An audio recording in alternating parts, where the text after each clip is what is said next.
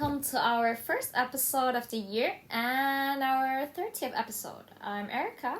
And I'm Joyce. Hello. Happy New Year! Happy New Year! Yay! Today is the 9th day into the year. How are you feeling? I feel like it's been a very long year already. Oh shit, already? So how are you gonna feel like by, I don't know, like the 9th of February? I don't know, ask me in a month. But What have you been done? I've been away from Hong Kong for 2 weeks. As a lot of you may know or may not know, I was in Bali for 2 weeks. I mean, for those who have paid attention, you did post a story featuring the Balinese sunset, which is so gorgeous.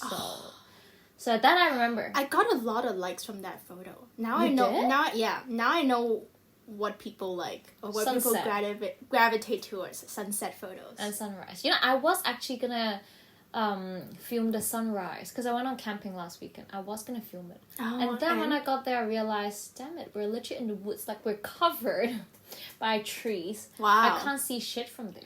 You can't see any sunset I or can't see any sunrise. sunset. Yeah. Alright, What a so shame. but yeah, it's been so exciting. Our literally first episode of 2023. Yeah. Coming- Set the tone for 2023. Coming in hot, coming in strong. Yeah. How have you been? Can you give people's maybe like a brief update about life in Hong Kong? 1 to 10. How have you been? How's your week? My week going has been like crazy busy, honestly. But life in Hong Kong is good because things are actually opening up. Like, For the seriously, 50th time. Yeah, exactly. We said that every episode. We're like, Yes. oh, things are opening up, but in Hong Kong it's always like fake normal. This time it feels like other than the freaking like mask that we still have to wear in public, everything has been taken down. So it's like semi-real normal. This is legit for real this time because of the experience that I just told you when I was at the airport last week, right? Yeah. When Tell everyone about it, please. it was life-changing. I was like, Yeah, is this I can imagine. okay? Like, I was quite shocked because... Are you sure you don't need me to like... Yeah, because I have all these swab tests in my bag. Let me just take it out for you. Yeah. I was so paranoid. into my nostrils. Let me just do it for you, you know? Yes, please. It was so bizarre because it literally went back to COVID days where you just literally walk in. Mm-hmm. I mean, you physically land, and then you walk into immigrations. Damn. And then you go to baggage How claim. long did it take? 2 minutes? Ridiculously, it freaking took like 20 minutes. Oh no, less than that. Like probably. Are you serious? 10 minutes? Right now? 10 minutes I take? Yeah. It's not even an hour? No. Oh, that's crazy. I can. That's crazy. And I think the efficiency that we used to have was so. It was just always there, right? And then they took it away from us, and then now that it's back on, it's amazing. And Seriously. I think it's a good way to really start 2023, to be completely honest, because it really does set the tone for people actually can get to travel without all these hassles and kind of keep it back on with the rest of the world. Yeah. It's kind of, I keep using the word crazy, but it's just funny to think about how all of these things used to be a given, but now that we have lived 3 years without it, and when we're re-granted these things, we actually, we're surprised to even... We don't even know how to take it. Exactly. We're a little shocked and taken by it. I think it's going to take some time for everything to get back to normal, like mentally, right? And I agree. But yeah, you said your week was crazy. Yeah, my week is starting crazy. All right. Crazy busy, but it's going good because, like what we just said. How about you? You told me all the Balinese stories, so I assume your week must be good from, It was Balinese, and then it went from Balinese to... I was going to do a rhyme, I couldn't. Diary. Sort of. Sort of, kind of. Diary. I think it was not the best way to kick off the year, you know, with freaking food poisoning a little bit. You could lose a few pounds in there. But you could lose a few pounds. I mean, that's always an upside to everything. I would give honestly, not the week, but I would give the past month, I would say a good 9. Oh, wow. 9 is high. It's really high, right? Because, I think mostly was because the feeling of like distressed relieved, and kind of like my shoulders is like very light now, because of the fact that I get to travel and get to see different things and expose myself to different things. It's very refreshing, right? And that refreshness, definitely we can dive into it a little bit more later, allowed me to take things more slowly, at a slower pace, and definitely appreciate like the little things. And so because of that, I would give it a good 9. Good to know. I mean, okay, so before we actually dive into today's topic, I just want to know, maybe we've kind of talked about last episode, but I still want to know because I care about you so much. Oh, thank you. What are you craving for? What are your goals for this year?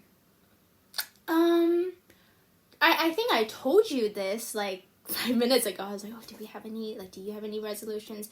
To be honest, I don't have like set 1, 2, 3, 4, 5, 6, 7, 8 goals, but I think all in all, I have a really one kind of broad goal that I want to go across from all aspects of my life, is to enhance everything and do better in everything, in terms of career-wise, in terms of, you know, this project that me and you have, Hyper Peaches, in terms of my health, in terms of my friendships and my relationships.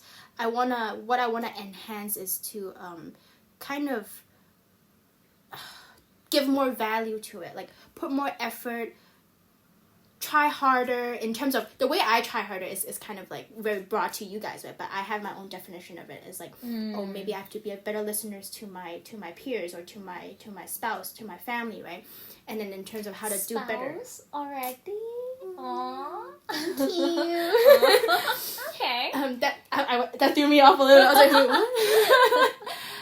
And then in terms of, you know, career and this project, I felt like last year we kind of talked a little bit. It's like we've been like testing the water a little bit, but now that like I am a little more certain of, I know what I'm doing, I'm a little more confident, I know the path is a little bit more clear, I can set better goals.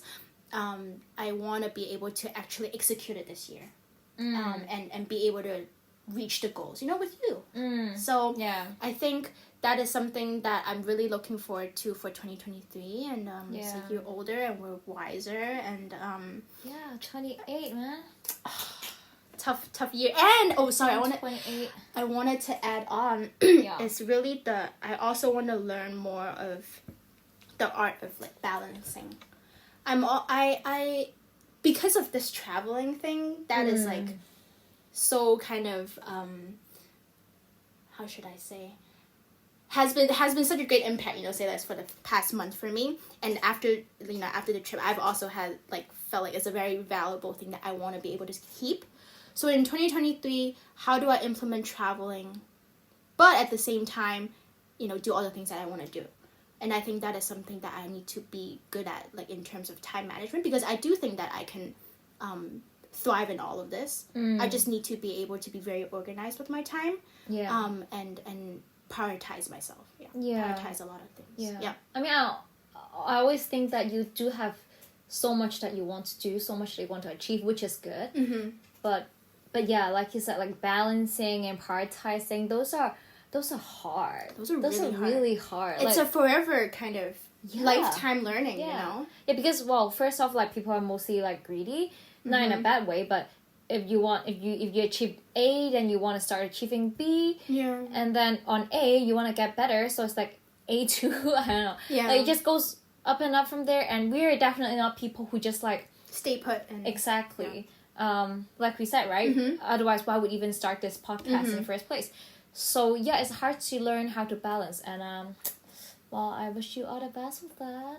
Thank you. Yeah. Well, how about you? What are your New Year resolutions? Any goals for yourself, for us, for everything? Anything that you would like to share? All the things that I had for myself is like mostly like just practical stuff, you know, like my lawyer shit, Career shit. career shit.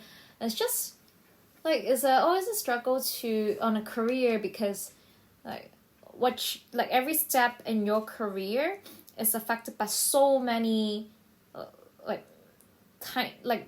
so many factors. It's just like a combination of so many factors from what you actually want, from the monetary terms to like the location, to like the job nature, to like the people, the workplace culture. Everything's just too much to think about.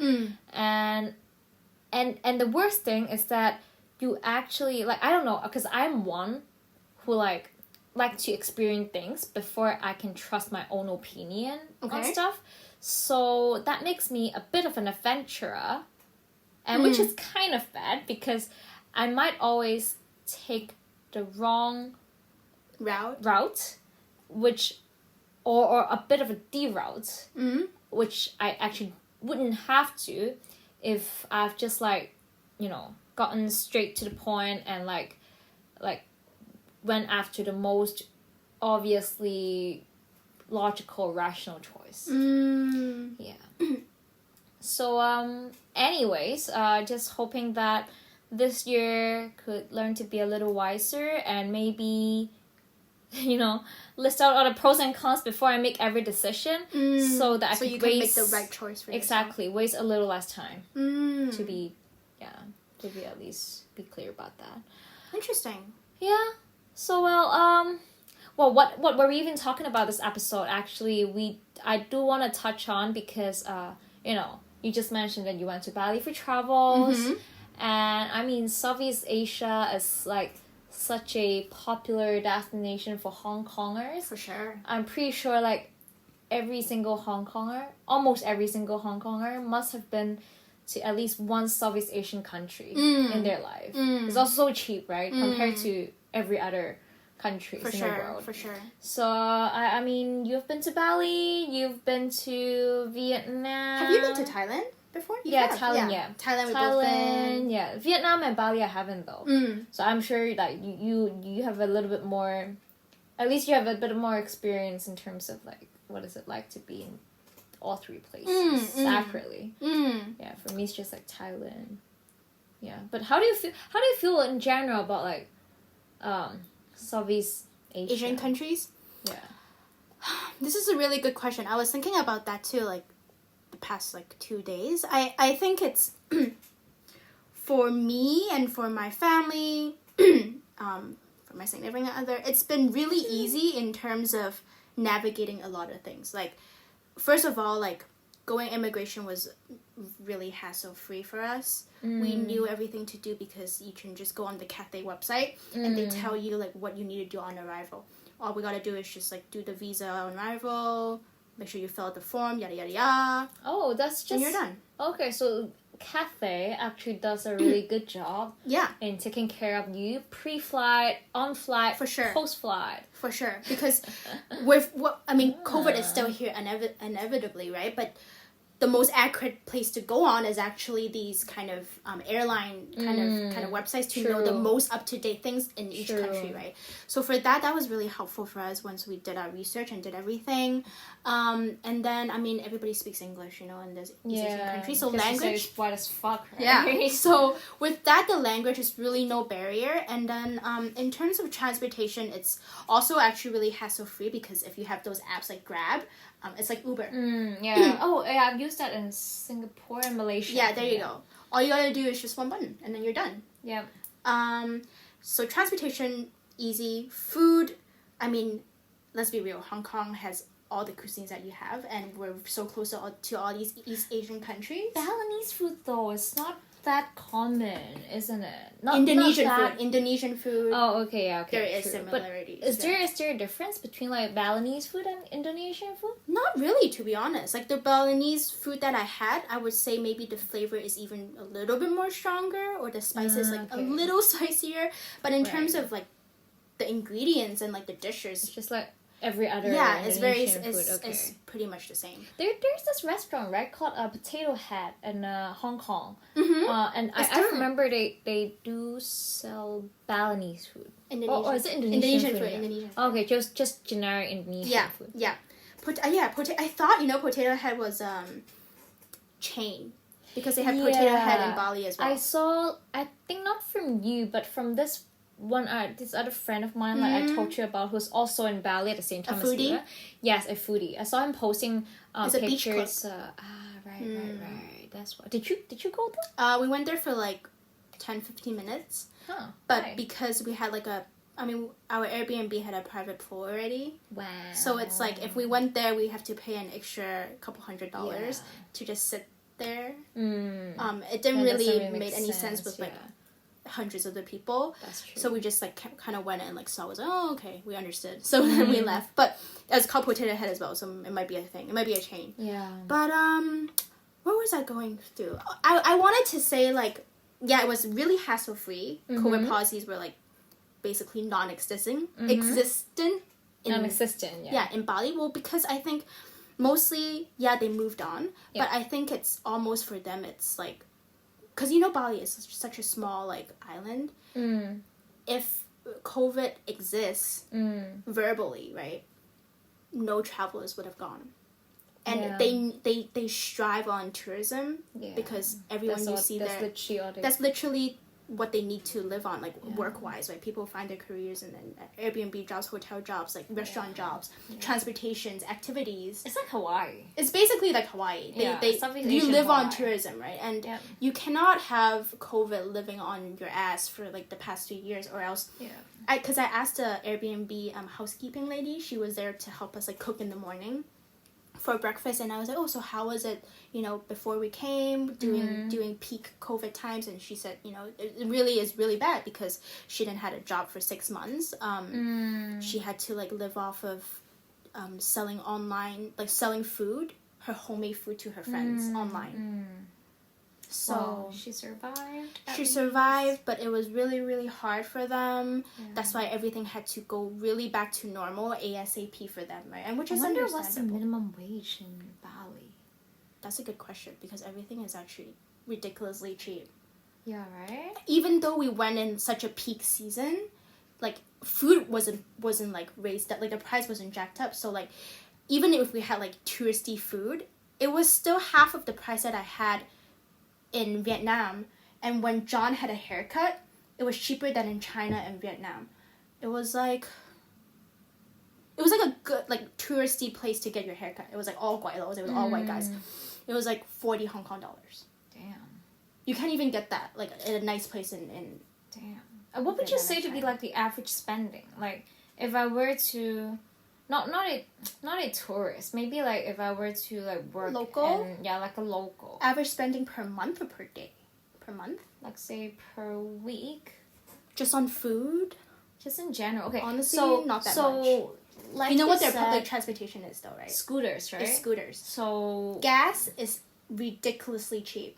Did you ride on a scooter? We didn't ride a scooter. Okay. Yeah, because it was just too packed and it was just too busy. But it was, I forgot how much gas was, but I kind of briefly saw it. I think full tank gas was like 150 Hong Kong dollars. That could last you for, well, it depends on how often you travel. Yeah. It takes you like 2-3 weeks. Damn. 150. That's why everybody drives a scooter. There's no way you can live off in a car. In Bali, because the roads are really narrow to a point that like even if you were actually a tourist, it's really hard to get around to places because it would take you double the time to get to one point to one point. Right. Yeah, it's very crazy. Would you recommend Bali though? I would recommend Bali if you go with intention. When I say that is, you really need to be quite specific and how many days you're gonna go. I would say I went for quite a long time, but no regrets, right? But I would have wished that maybe next time I would definitely go with friends, because the experience would have been way different. Well, in all countries, right? If you go to Taiwan with friends and if you go to Taiwan with your family, it's different, right? For sure. I would recommend for people who are there to just really to have a good time. As in, if you really appreciate the nightlife and the night scene, I think Bali is a really affordable place to be.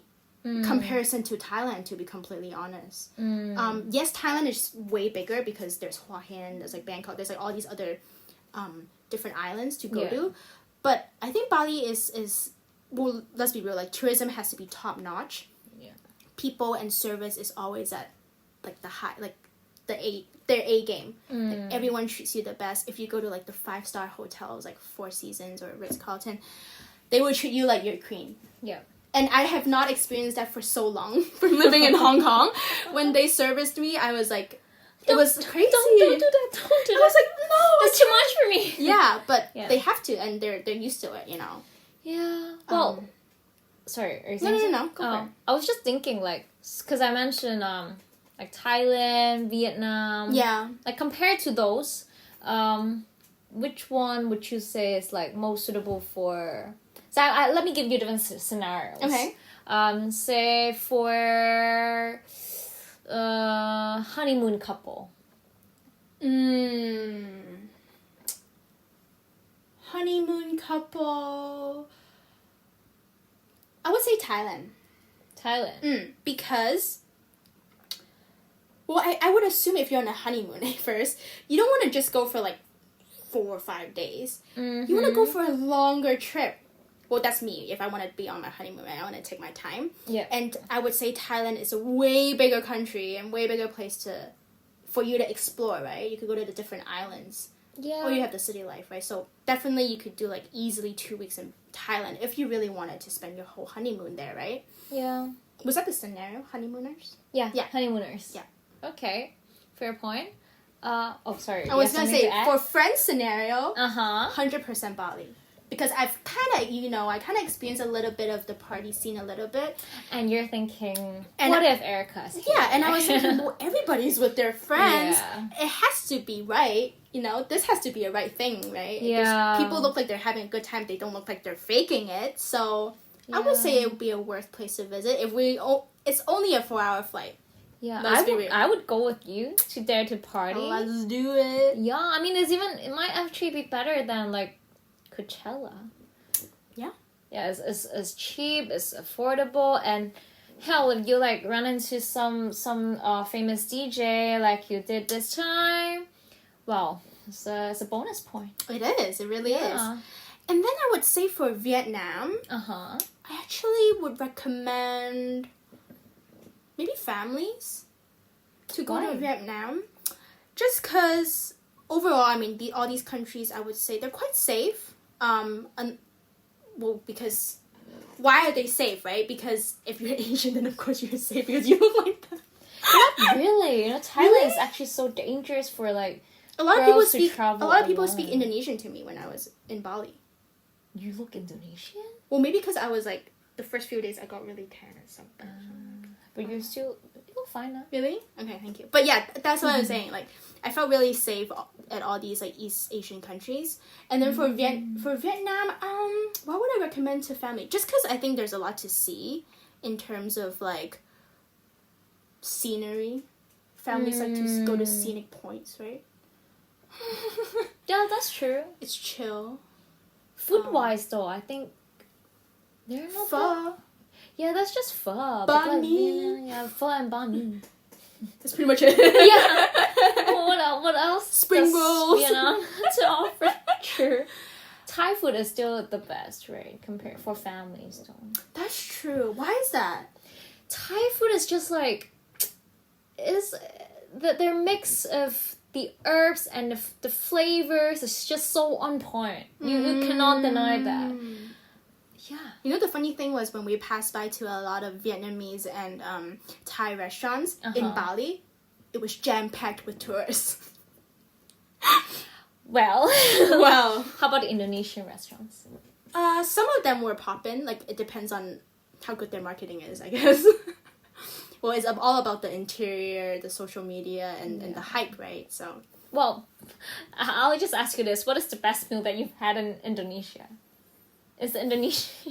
I mean, in Bali, is it Indonesian food? To be honest, no, because it's for me, for my appetite, it was a little too sweet and too filling. So I was really full really fast. It wasn't like, oh, I had to come back again. It was like, oh, this is very interesting flavors that I don't used to have. But would I have it every other day or would I have it often? No. I would pick my fishball noodles any day.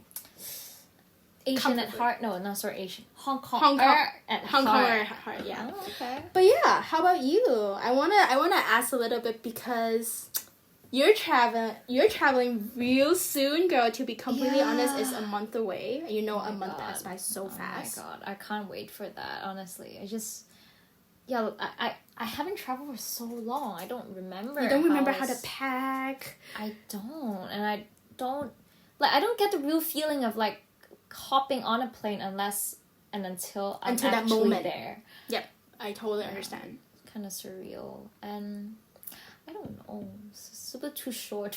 That's true. That's true. Short. But yeah, the country that I'm traveling to is also in Southeast Asia. There you go. I think when you kind of kickstarted that first Thailand trip, you will have the same feeling that I have right now, which is like, oh my god, I want to do more. It's Malaysia. Oh, sorry, Malaysia. Yeah. As long as you like, I feel like when you kickstarted that first trip, yep, you'll be like, oh my god, I can't wait for the next one. Yeah. Like that would be the post kind of travel feeling. Yeah, withdrawals. Yeah. Yeah, and I think I really want to do more this year, like, cause, like I went, like I said, I went camping last weekend, right? Mm-hmm. And I think even like a short trip, well, just 2 days, 1 night, like that can put some clarity into you. Like, yeah, for sure. Like I'm so, what is that word? Like it's all over, is in my head. It's all over my head, and I'm just like all about work, about all these like minor little details of stuff. And I guess I also got this feeling all the time because I know I'm a careless person, and because of that I have to constantly remind myself that, oh, don't do this wrong, don't do that wrong. Like these are the stuff that don't really come as like natural instincts to me. I have to remind myself that to be able to like pull that off. And so I got so nervous and so much anxiety even when I was like sleeping. I would wake up in the middle of the night, but I was just thinking about work. Right. And obviously not every day, but my point is that I went on camping, and when you're like in the woods, when you actually get to like just throw work off a bit, or just in general like throw life away for a moment. Yeah, it's just like throw your worries away a little bit. Yeah, you come back lighter, more refreshed. And you're just looking forward to the next one. Yeah, for sure. Because it's kind of like a high, right? Is that you want to maintain this feeling. Exactly. Yeah, I totally get that, and we were talking about it too. Like, I think you were like, oh, like how did you feel after the trip? Like, what were some key takeaways? Blah blah blah. Blah. And I think overall, like every time I came back from a trip, I'm happier. Like I'm never like, oh my god, I'm so depressed. Like it's always the happiness or like the high kind of lingers a little bit right after the trip. And I think it's such a good way to it definitely boosts your health and your mental health. Like this is something that is like inevitable, and it's like it's so good to have, right? Yeah. And I think another thing was like I think it's slowly kicking in. It's like it does inspire me in terms of like creativity, right? It's like oh, Joyce, or why do you go to like so many, I don't know, like dakat, like IG-able Instagram like cafes or restaurants, right? Like I don't know, like I like to go to those because I like to see nice things, right? But like why do I want to see nice things? I think at the bottom it's like I go to those places and then I feel inspired. Yeah. Like it could be like a poster that I saw on Maison and I'm like, oh my god, this could be totally adaptable to the way we want to play with our IG next, right? Yeah. Like it's like that kind of environment allows me to think creatively, you know, and it sparks that. You're a visual person. For sure. So that's why when I go to traveling, it's like I absorb as much as I can visually, right? And that's why I declare you are art director. Proudly presents. Thank you. Yeah, I mean, there's always a reason why sometimes mainstream stuff becomes popular. Because there is something special, but maybe not special, I mean like at least people put in hard work into grasping your attention. Exactly. Yeah. And for that, it deserves at least it's plausible, right? Some respect, you know. Yeah. Well, by the way, so 2 more things that I don't really heard much about. For example, how people dress. Oh, in Bali? Yeah. I mean, because I remember you told me, like, when you're in Vietnam, you dress however the fuck you want, because people honestly don't care. I mean, it's the same. It's the same in Bali. Yeah. Well, good to know. Because all I saw was tourists. And is there really that many tourists? Yes. Not Hong Kong tourists. Russians, Australians, Americans, Europeans. Yeah, maybe all the Hong Kong tourists are in Kyoto. or where they just like lock themselves up in the resort, because most of them definitely have private pools. That's exactly what we figured out. Yeah. Because we Hong Kong people love resorts. Hong Kong people love to like mow and like hide. No, it's true fact, because on New Year's Eve, I think I kind of briefly told you, like, what I did. I went to this hotel for dinner. It was like it's like quite fine dine dinner. It was like the chef used to work at Ritz-Carlton. Oh, okay. Hong Kong as a chef. I forgot the Italian restaurant, I think. Yeah. And then he moved to Bali right before the pandemic to work at this new hotel called Capella in Bali. And he came up to talk to us. He talked to every single table, and he came up and talked to us, and he was like, "Oh, where are you guys from?" Blah blah blah. And I'm from Hong Kong. He's like, "Oh, there's like," he knows everyone who is staying at the hotel, and he was like, "Oh, there's like 2 couples who are from Hong Kong too. Like they are staying at this villa and this villa." And they were like, "Oh yeah, they like just kind of like stay here and hang out at the villa and like the hotels." And I'm like, "Damn, that's why I don't see the Hong Kong people in Bali." Well, to be fair though, Christmas Day, I did stay into. I was ordering room service at the hotel. No shame. Sometimes it's like, you paid for a nice hotel. You do really want to enjoy the service, and if it already has everything, then you might as well just enjoy it, right? And not just sleep in it. Yeah. But I guess for me, if it's New Year's Eve, I would at least want to go out a little bit. Yeah. Maybe not at least stuck at home. That's true.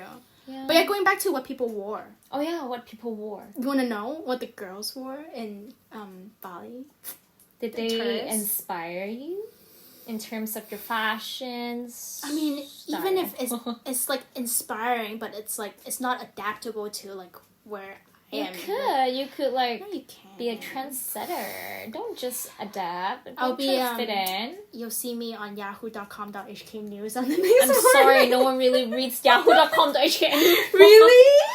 Do you? I do. Okay, sorry. I read like 5 minutes of it. You will see yourself in yahoo.com.hk. But it's not adaptable to bring it in Hong Kong because it's so revealing. It's basically a thong bikini with crochet bottoms. On a scooter. Oh, cute. But hey, so all you get is skin. Don't they get like scratchy bumps or like, you know, like because you're exposing your bums and you're on a scooter and that? I think hotness. That is not very hygienic. Hotness overcomes everything to them. But if you have like sluttiness overcomes. I'm not gonna go into it, but that's not gonna make your bum look nice. Well, you know, girls gotta do what they gotta do. If you have it, then you gotta flaunt it. Exactly. But it was really a lot of like just beachy outfits, not beachy outfits, crochet moments, like what do you call it, like sarong, like scarfy, like wraps and stuff. So that was a lot of tourists, but like locals, they just really just wear, because all the locals are on scooters, so they have to wear like, what do you call those? Fongsai, like jackets. Okay. To prevent actually from getting sunburn, right? And they wear quite revealing stuff. If you're religious, you have to wear long pants. You have to wear like t-shirts and not tight clothes to when you go to the temples and stuff. So you have to wrap in a skirt if you're a girl. Did you go into any temples? I went to one temple during a day tour. So you guys like just like wrapped as well, right? Yeah, they have it in the temple actually. You have to wrap your lower body. I see. So yeah, that was that. I think we covered everything. Oh, weather. I wanted to kind of comment. The reason why I mentioned that, we include that in our notes because I remember you said it was like just pouring all the time. It was monsoon season. It was like monsoon season in Bali is like from October onwards. From October all the way to like late January, February. How come there's still so many people who travel to Bali during these monsoon season? It's holiday season and people just gotta go. But I mean, like, if you're in Bali and you can't enjoy the outdoor, what are you in Bali for? For the party. Okay. The party scene there is really poppin', isn't it? It's so poppin'. It's like, it's better if it's raining. It's like, when we went, it was like pouring. Okay. And people were like having more fun when it was like pouring rain when they were drinking and when they were drunk. It just had an effect when it was pouring. Did you see my face? If I were there, you'd be like, no, like, fuck. But I mean, you're not gonna leave because the DJ is right there and just started, right? So you just gotta. People are like all about like YOLOing, embracing whatever comes. So it's like kind of that vibe, but whatever. Yeah, and I'd be like, damn it, I'm gonna catch a cold tomorrow. And then you're gonna be like, damn it, I'm a 50-year-old woman inside. Exactly.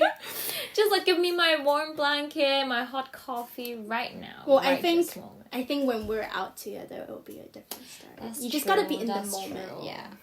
I remember partying in the rain. Yeah, you do. Yeah, you do. That was a while back. I love. You loved it. No, I did not.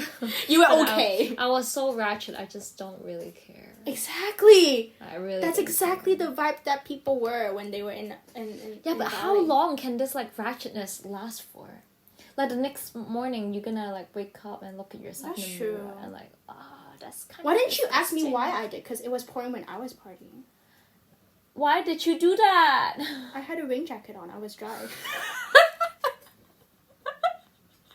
So you and John are the two dorks, the two nerds that is like standing among all the actual party animals. Yeah.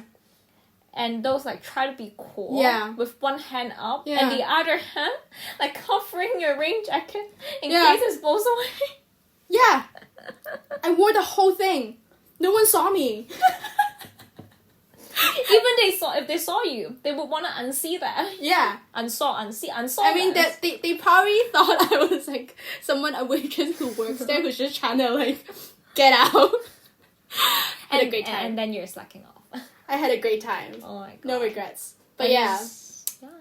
That was that, and I think I'm really looking forward to future travels with you. Yeah. Oh, and that would be so nice, actually. Can you imagine? I think that would definitely give so much insight for us, to be completely honest. I feel like we'll be definitely inspired. Anywhere we go. It's a work trip. It's a definitely work trip. Sort of. It could be. It should be. It will be. It will be. But yeah, I think that pretty much wraps up for our first episode of the year. Yep. To have people looking forward to whatever we have next in store. Well, yeah, and then I think we'll see you guys in the next episode. Yeah, stay tuned for that because we do have someone special. Oops. Just bought it. Oopsies. But yeah, stay tuned for the next one. Okay, talk to you guys soon. Oh, sorry, don't forget. You can always follow us on Instagram. It's at hyperpeaches. In case you don't know how to spell, it's HYPRPACHES. Yeah, that's the main medium that we use. Facebook, maybe occasionally. Yeah. Well, talk to you next one. Thank you. Bye. Bye.